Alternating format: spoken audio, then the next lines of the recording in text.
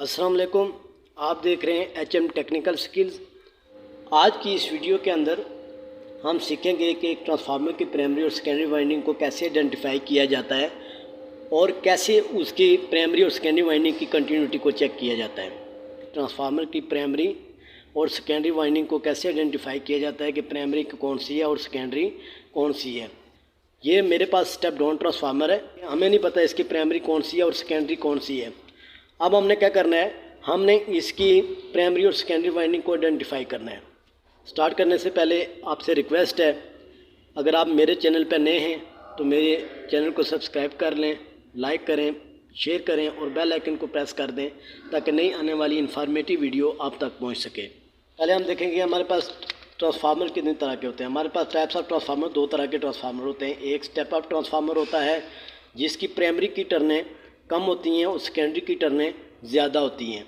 ये वोल्टेज को step up करता है और करंट को स्टेप डाउन करता है, यानी वोल्टेज को बढ़ा रहा होता है और करंट को कम कर रहा होता है। दूसरा हमारे पास है step down transformer. Step down transformer की प्राइमरी की टर्नें ज़्यादा होती हैं और सेकेंडरी की टर्नें कम होती हैं, जबकि ये वोल्टेज को कम कर रहा होता है और करंट को बढ़ा रहा होता है।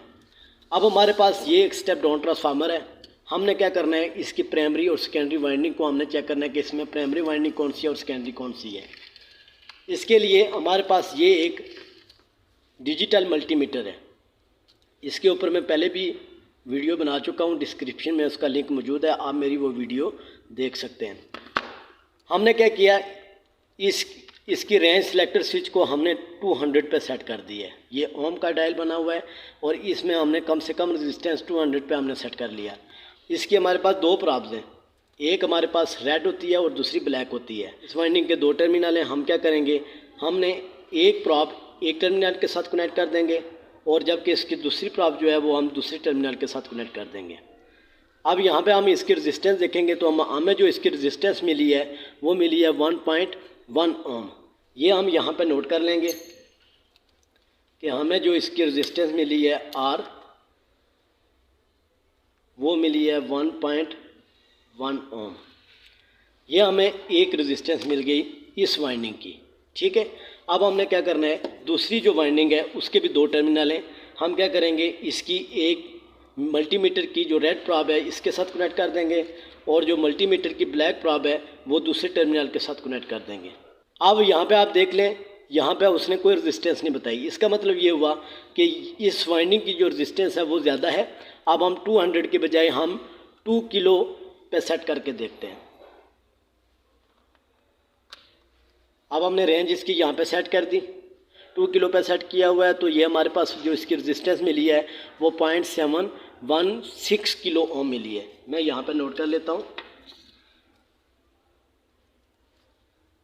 0.716 किलो ओम मिली है। मैं इसको ओम में कन्वर्ट करना चाहूँ तो मैं क्या कर सकता हूँ, 0.716 को मैं 1000 से मल्टीप्लाई कर देता हूँ। क्यों? क्योंकि मेरे पास जो किलो की वैल्यू होती है वो 10 की पावर 3 यानी 1000 के बराबर होती है। जब मैं इसको मल्टीप्लाई करूँगा तो मेरे पास जो इसकी वैल्यू आ जाएगी, जो रेजिस्टेंस आ जाएगी वो आ जाएगी 716 ओम। ये हमारे पास इस वाइंडिंग की रेजिस्टेंस है। इससे हमें ये पता चला कि जो हमारे पास सेकेंडरी वाइंडिंग है, क्योंकि स्टेप डाउन ट्रांसफार्मर है तो स्टेप डाउन ट्रांसफार्मर में सेकेंडरी की टर्नें कम होती हैं तो उसकी रेजिस्टेंस भी कम है। जो हमारे पास आई थी 1.1 ओम, तो ये हमारे पास उसकी सेकेंडरी वाइंडिंग है जिसकी रेजिस्टेंस हमें 1.1 ओम मिली थी। उसके बाद ये हमारे पास प्राइमरी वाइंडिंग है, क्योंकि स्टेप डाउन ट्रांसफार्मर की प्राइमरी की टर्नें ज़्यादा होती हैं तो इसकी जो हमें रेजिस्टेंस मिली है वो 716 ओम इसकी हमें रेजिस्टेंस मिल गई है। तो इस तरह से हमें पता चल गया कि इसकी प्राइमरी वाइंडिंग और सेकेंडरी वाइंडिंग कौन सी है, ठीक है। उसके बाद इस ट्रांसफार्मर की कंटिन्यूटी कैसे चेक की जाती है, यानी उसकी प्राइमरी और सेकेंडरी वाइंडिंग की आप कंटिन्यूटी को कैसे चेक करेंगे। उसके लिए हम क्या करेंगे कि इस मल्टीमीटर की रेंज को यहाँ से हम, ये बीप का एक सिंबल बना हुआ है, साथ डायोड का सिंबल बना हुआ है, हम यहाँ पे सेट कर देंगे। अब हम बारी बारी हम दोनों वाइंडिंग को चेक करेंगे कि इसमें कंटिन्यूटी है या नहीं है।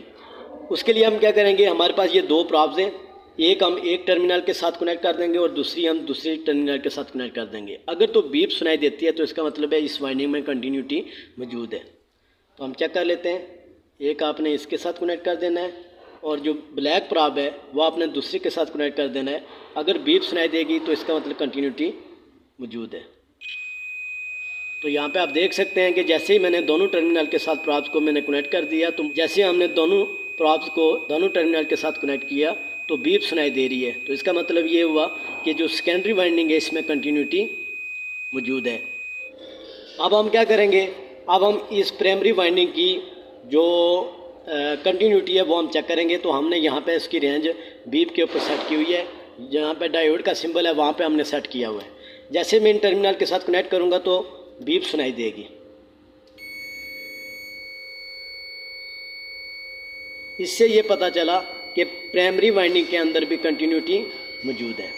बाज़ औक़ात ऐसा होता है कि जब आप प्राइमरी वाइंडिंग के ऊपर आप कंटिन्यूटी चेक कर रहे होते हैं तो आपको बीप नहीं सुनाई देती। इसका मतलब ये होता है कि इसकी जो प्राइमरी की जो वाइंडिंग की जो रेजिस्टेंस होती है वो ज़्यादा होती है, जिसकी वजह से आपको बीप नहीं सुनाई देती, बल्कि आपको कुछ ना कुछ रेजिस्टेंस नज़र आ रही होती है। उम्मीद करता हूँ आपको समझ आ गई होगी कि एक ट्रांसफार्मर की प्राइमरी और सेकेंडरी वाइंडिंग को कैसे आइडेंटिफाई किया जाता है और कैसे उसकी कंटिन्यूटी को चेक किया जाता है। आपसे रिक्वेस्ट है, अगर कोई इसके हवाले से कोई फीडबैक है तो आप मुझे कमेंट सेक्शन के अंदर मुझे कमेंट्स कर सकते हैं। बहुत शुक्रिया। अल्लाह हाफिज़।